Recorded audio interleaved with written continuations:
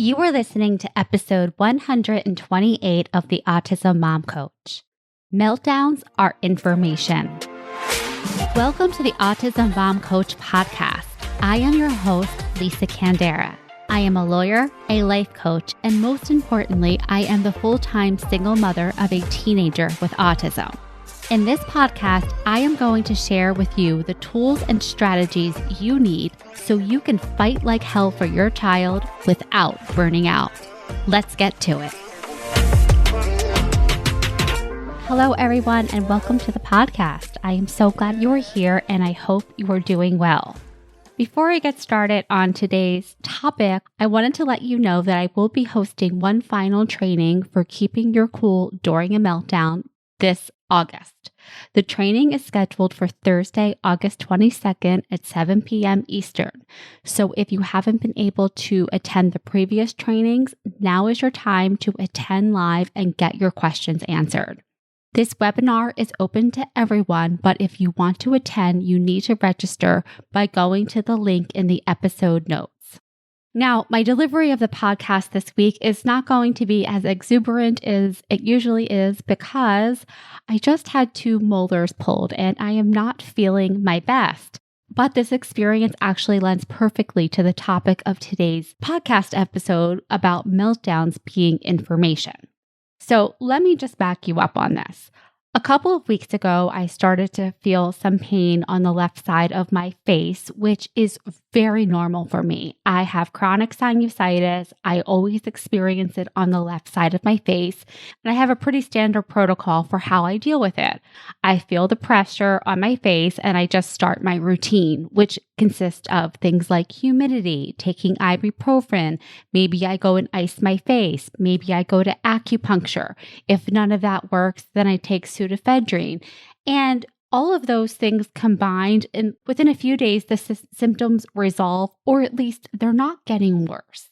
Well, that was not the situation this time. After a few days, a couple of things were clear. One, I wasn't really even congested, so that was strange. Even though I was doing the neti pot and all of the nasal cleaning, there was really no sign of congestion, and none of the things that I was doing were helping, and in fact, the pain was getting worse. So this was information for me because my usual course is that things do get better over time. So when they didn't, I elevated my concerns to a healthcare professional, and their first step was to test me for COVID. And that decision was based on my symptoms, which included a lot of pain in my sinus area. Well, I didn't have COVID, so the doctors were thinking perhaps it's just a bad sinus infection, and they gave me Augmentin and some pain reliever. Well, a couple of days of doing that and nothing. It's still getting worse, which again was information that I used to go to the dentist. And long story short, I had 2 infected molars. They had to be pulled. And now I'm feeling a lot better. And I raise this example because at the beginning, I was having symptoms that were very much aligned with something I was really used to handling, and I knew how to handle it. But as time went on, I got more information, and that information pointed me in a new direction.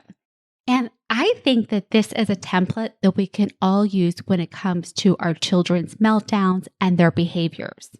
Most of us spend our time either dreading meltdowns, wondering why they're happening, or thinking that they should not be happening at all. Same thing with behaviors.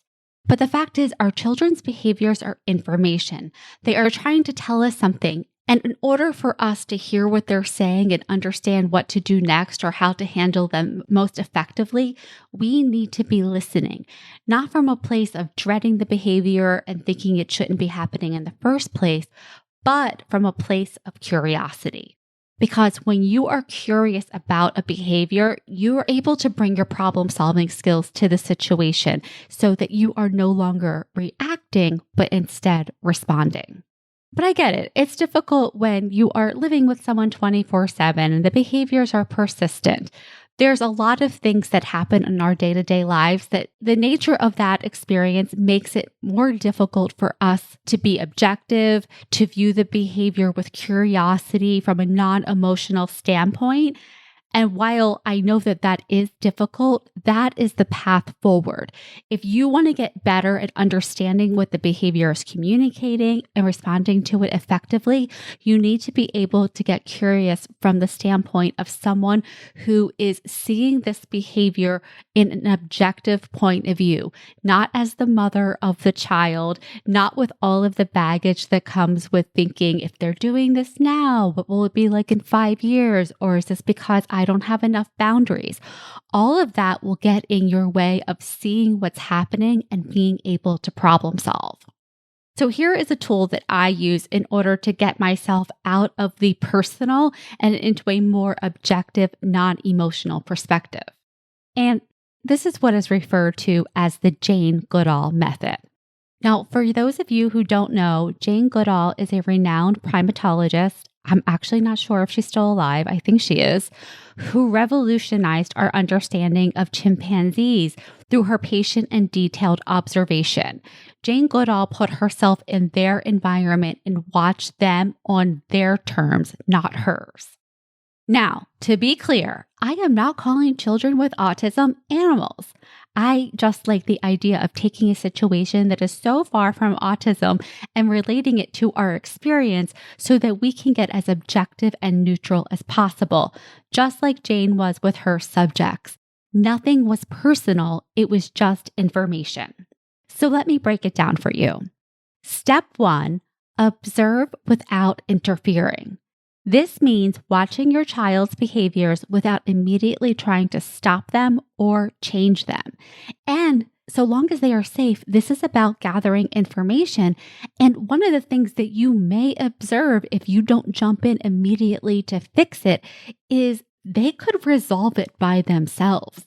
I see this with so many of my clients that I coach when I am urging them to take a second, to pause, to stop.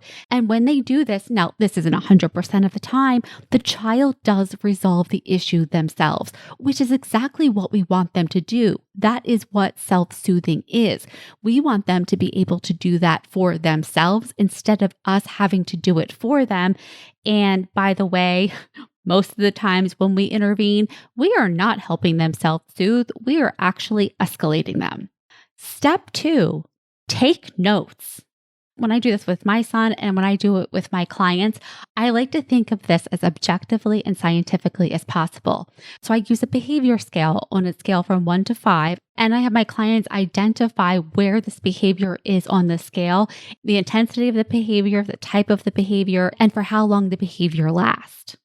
I am going to get into this process in a lot more detail in the next podcast episode, but the point here is that you are taking objective notes, objective information, just like the information that you would relay to a healthcare provider or a therapist.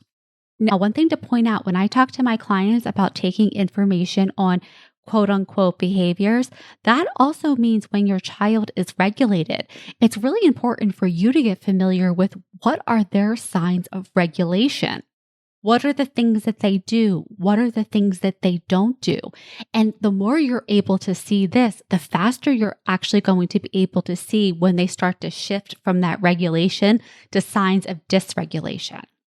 Step 3 for Jane was to be consistent. So for us, we're not going to be camping out with our children every second taking detailed notes, but it can be really helpful to take notes during the course of a week. This is something you can do on the notes of your smartphone, but the point here is to gather the information. So step 4, you can look for patterns. Now, I am sure that there are already patterns that you are aware of.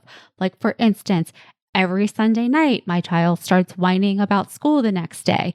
Or every weekday morning when we're just about to walk out the door, my child has a fit about his shoes. Whatever it is, there are already patterns that you're probably aware of. So to get familiar with when are they happening, how long are they taking, how do they resolve? The more you can see the patterns, the more you can anticipate them happening, obviously, and then you can make decisions about what you're going to do about them. And for some of these patterns, the answer to that is going to be nothing. For instance, one of my clients, her son, every night before he goes to bed, tells her how much he doesn't want to go to school the next day and how much he doesn't like school.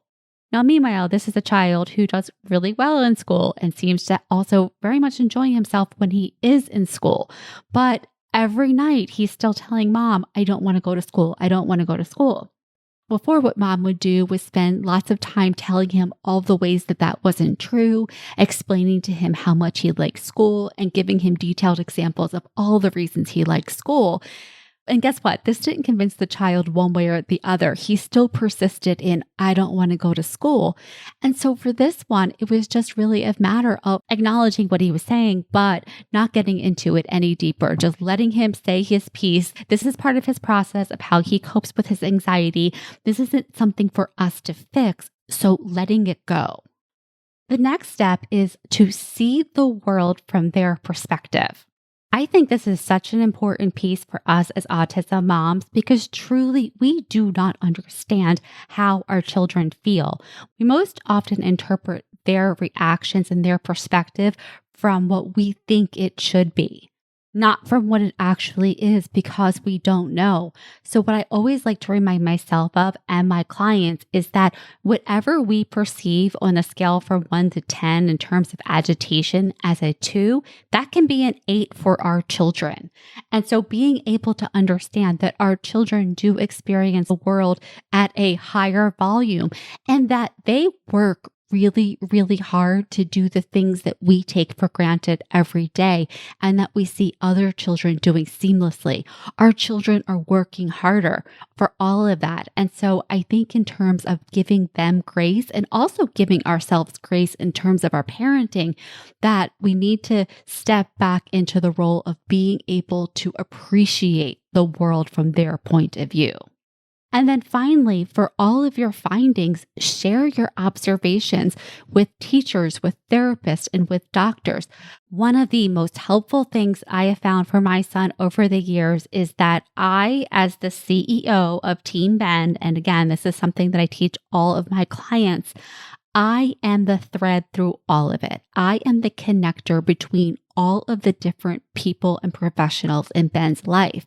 So I take it upon myself to share with all of them what works, what doesn't work, what observations I'm having in the different facets of his life so they can have the most fulsome understanding possible and that we can work together to troubleshoot and to maximize opportunities and supporting his success as much as possible. So gathering all of this information as I just described, this takes you out of the spin cycle of constantly dreading or reacting to behaviors and meltdowns to being able to strategize and troubleshoot, which is a much more powerful position to be in. Because again, this isn't us versus autism or us versus our kids' behaviors or their meltdowns. We are on their side. And in order to be on their side and to help them as much as possible, we need to be able to step back and gather information and assess it as objectively as possible, which again is challenging because we are their parents. But being able to take on this challenge is going to help you improve your relationship with your child and your confidence in yourself as a parent. All right, that is it for this week's episode. I hope you all have a wonderful week, and I will talk to you next week. Thanks. Thanks for listening to the Autism Mom Coach. If you are ready to apply the principles you are learning in these episodes to your life, it is time to schedule a consultation call with me. Podcasts are great, but the ahas are fleeting. Real change comes from application and implementation, and this is exactly what we do in my one-on-one coaching program. To schedule your consultation, go to my website, theautismmomcoach.com, work with me, and take the first step to taking better care of yourself so that you can show up as the parent you want to be for your child with autism.